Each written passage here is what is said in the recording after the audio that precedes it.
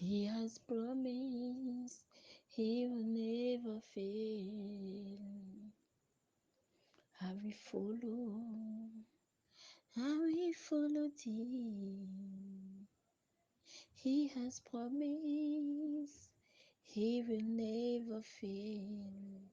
His faithfulness is forevermore. His faithfulness is forevermore. He has promised he will never fail. I will follow, I will follow thee.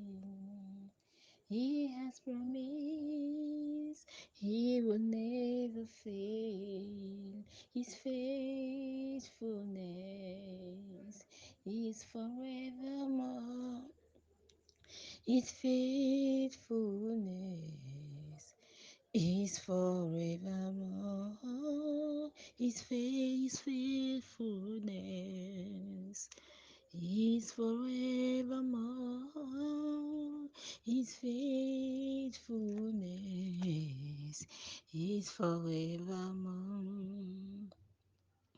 Jésus, Jésus, nous te couronnons, nous te proclamons roi, présent au milieu de nous. Nous t'élevons par nos chants, nous t'adorons, nous t'exaltons. Viens établir ton trône éternel.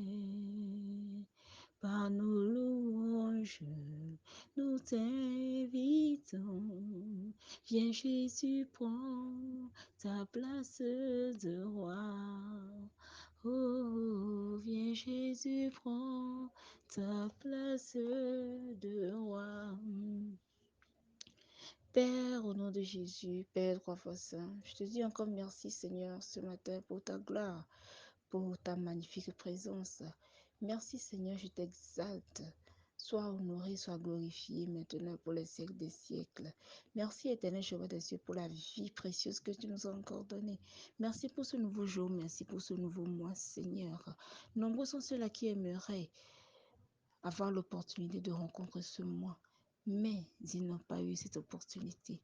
Seigneur, qui sommes-nous? Qui suis-je, Papa de gloire, pour mériter cela? Je ne pense pas que nous sommes mieux que ces gens-là qui n'ont pas eu l'opportunité. Je ne pense pas que nous sommes plus adorables, plus meilleurs que ces gens-là qui n'ont pas eu l'opportunité, Seigneur. Mais c'est tout simplement que cela se figure dans ton plan, que nous soyons encore là, Seigneur de gloire. Merci, Seigneur, pour l'opportunité. Merci. Rien n'est semblable à ta bonté dans cette vie, Seigneur. Rien n'est comparable à ta bonté. Tu es exalté, tu es élevé, maintenant pour les siècles des siècles. Père de gloire, Père au nom de Jésus, je te remercie pour la vie de tous les leaders. D'abord pour le leader principal, sa famille et tous les autres leaders. Merci pour la vie, Seigneur, de tous les participants sur cette plateforme. Viens encore en ce jour béni nous dire ce que nous devons faire, Papa. Mais ce que nous devons partager dans nos bouches, Papa, et prépare les cœurs à recevoir ce partage afin que quelqu'un reçoive la délivrance de sa vie au nom puissant de Jésus. Père de gloire, que le sang de Jésus parle encore pour nous dans ce groupe. Que le sang de Jésus, Papa, parle encore pour nous. Que le Saint des Saints, le Roi des Rois, la droite puissante, Papa, viens encore prendre le contrôle par son Esprit Saint.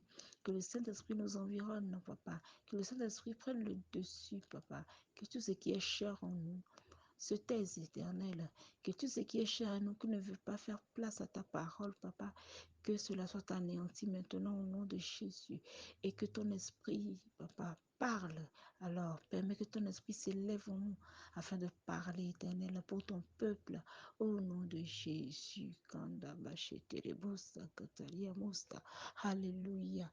Père de gloire, merci, merci parce que tu as encore rendu quelqu'un semblable à toi. Tu as encore rendu quelqu'un, papa, capable de traverser toute situation, papa, toute épreuve. Merci parce que tu viens encore de rendre quelqu'un sur cette plateforme inébranlable, juste grâce à ce partage au nom puissant de Jésus. Amen. Shalom, shalom, shalom. Bien-aimés en Christ, j'espère que vous allez très bien.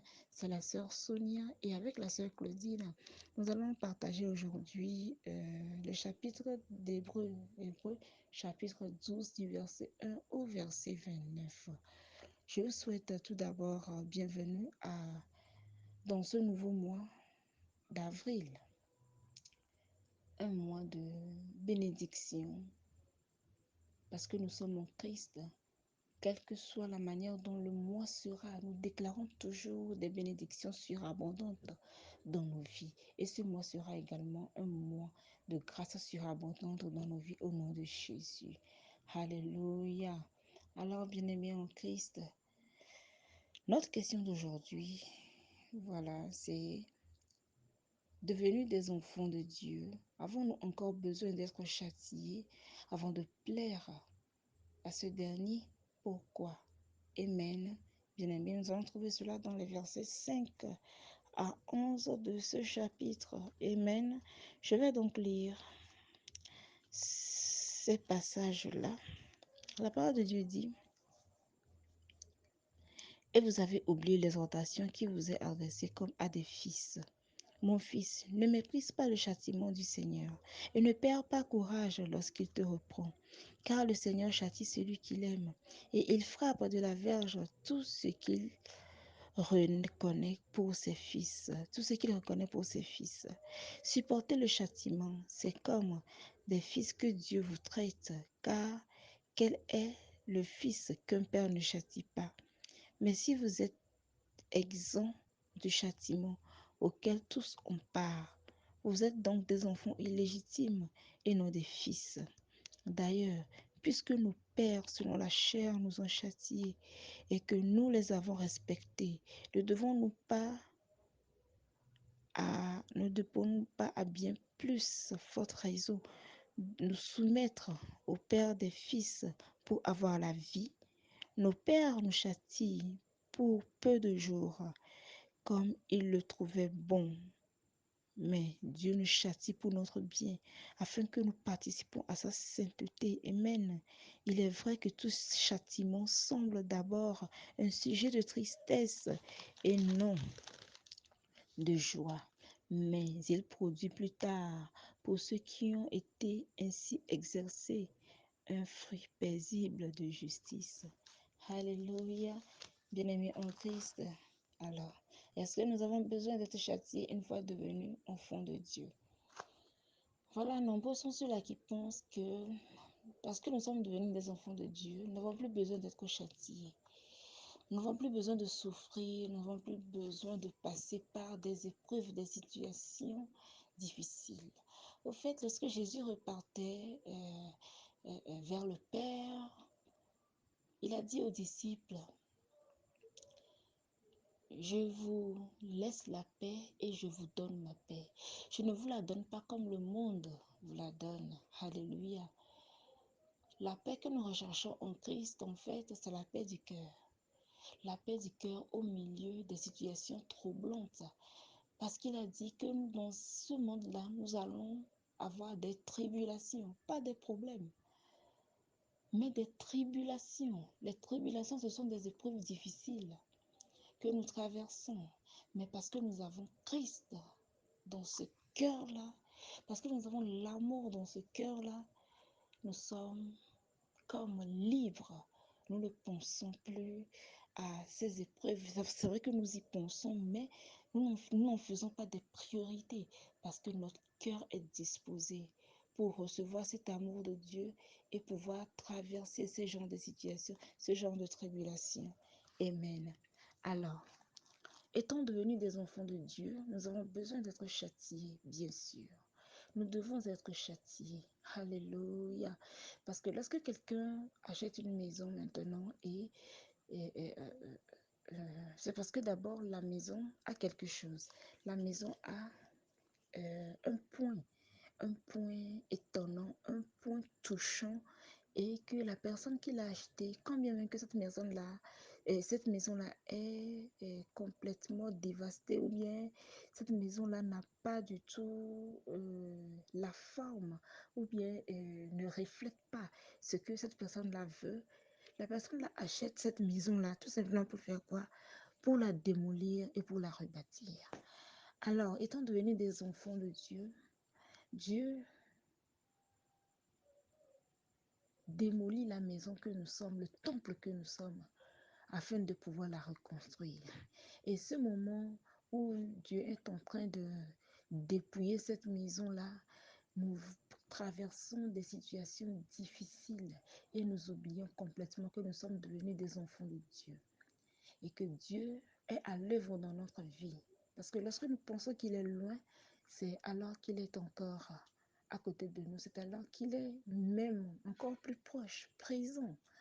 Mais seulement que ces temps-là, nous l'oublions complètement. Nous n'avons pas envie de l'invoquer pour quoi que ce soit. Parce que nous pensons qu'il nous a oubliés, qu'il ne veut plus de nous, ou bien il ne prend pas notre cas au sérieux. Non.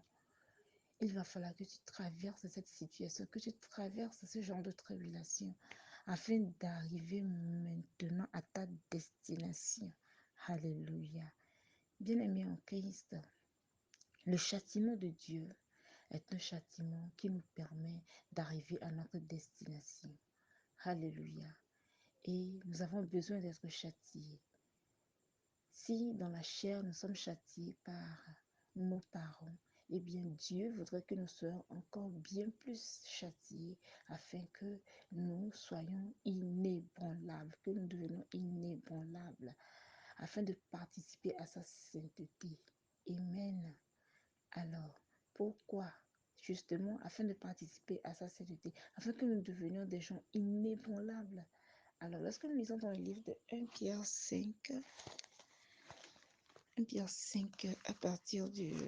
il y a un certain verset là-bas. La parole de Dieu dit, dans 1 Pierre 5,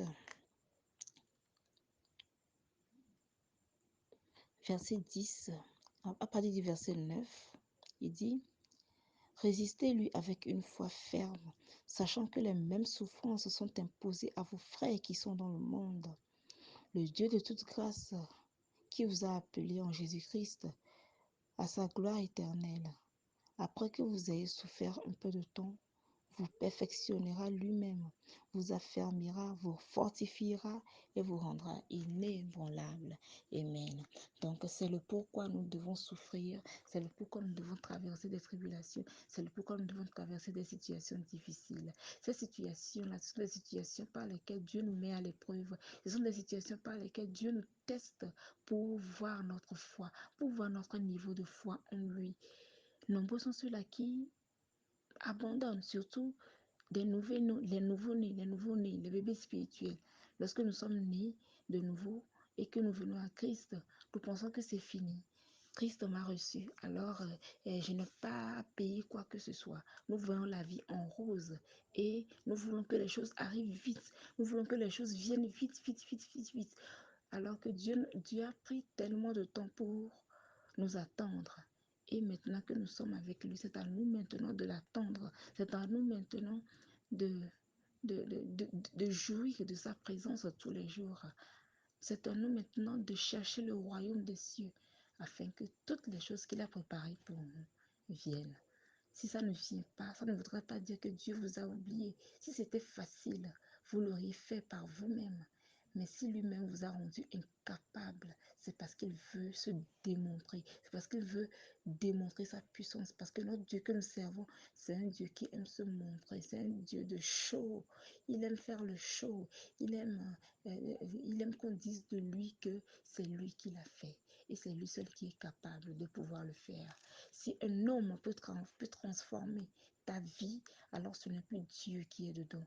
Mais si lui-même seul peut se démerder jusqu'à transformer cela dans ta vie, c'est parce que c'est lui seul qui peut le faire. Amen. Alors, bien aimé, le conseil qui nous est donné ici, c'est de ne pas refuser le châtiment de Dieu.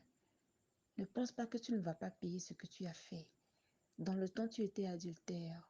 Dans le temps, tu étais quelqu'un qui menait une vie, je ne sais pas, une vie pas comme les autres, pardon, une vie pas comme des chrétiens, mais une vie semblable au monde. Tu étais complètement dans le monde.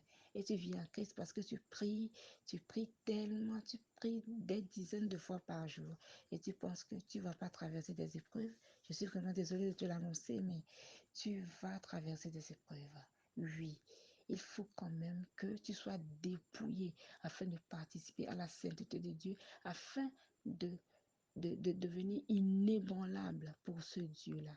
L'apôtre Paul qui était Saul et qui, lorsqu'il a rencontré Christ, n'allez pas me dire qu'il n'a pas payé, quand même qu'il a travaillé vigoureusement avec toutes ses forces.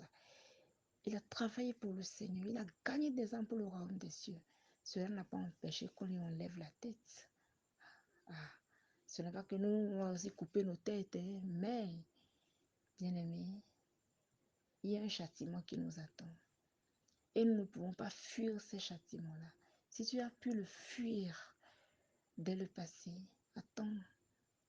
Dieu est là, il va le replacer sur ton chemin. Parce qu'avant que tu ne passes au niveau supérieur, avant que tu ne passes au niveau supérieur dans la foi, il faut que tu traverses cette épreuve-là. Il faut que cette tribulation-là arrive dans ta vie. Amen. Parce que Dieu nous aime. Il veut que nous soyons vraiment semblables à lui. Il veut vraiment que Christ se forme en nous. Alors, nous devons traverser et traverser et traverser. C'est ainsi que nous sommes semblables aux disciples, ceux-là qui l'ont reçu et qui ont œuvré.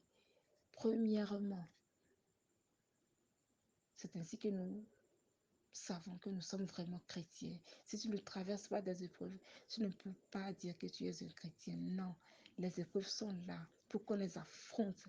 Souvenons-nous, dans le livre d'Ésaïe, il a dit, si tu traverses de l'eau, les eaux ne te submergeront pas. Si tu traverses le feu ne te brûlera pas parce que je suis avec toi. Parce que je suis avec toi. Je t'ai appelé, ô Jacob. Voilà. Dieu est avec nous, même dans les situations difficiles, même dans les situations où tu penses que lui n'a pas encore répondu à cette situation-là. C'est juste des châtiments. Ces épreuves-là sont des châtiments. Il faut que tu passes par ces genres de choses. Il faut que tu sois dépouillé de l'erreur que tu avais commise dans le temps. Si tu n'es pas dépouillé, tu ne peux pas rentrer dans le meilleur. Tu ne peux pas avoir le meilleur devant toi. Parce que notre Dieu est un Dieu de bénédiction. Il bénit sans regarder derrière. Et il n'y a pas de bénédiction à moitié. Nos bénédictions en Dieu sont des bénédictions à 100%. Et quand il le fait, c'est fini. Alors à nous maintenant d'être patients dans ces châtiments-là pour recevoir le meilleur venant de lui. Bien-aimé en Christ, sois abondamment béni. Tu viens d'écouter cela, je crois qu'il y a le Christ, le Saint-Esprit, pardon, qui est en train de te parler en cet instant même pour que tu changes ton cœur, pour que tu changes ta mentalité afin de servir ce Dieu-là comme il faut pour recevoir le meilleur plus tard, pour devenir inébranlable plus tard. Oh, Amen. Alors, c'était la voix de la sœur Sonia et je rappelle que j'anime aujourd'hui avec la sœur Claudine. Soyez abondamment bénis.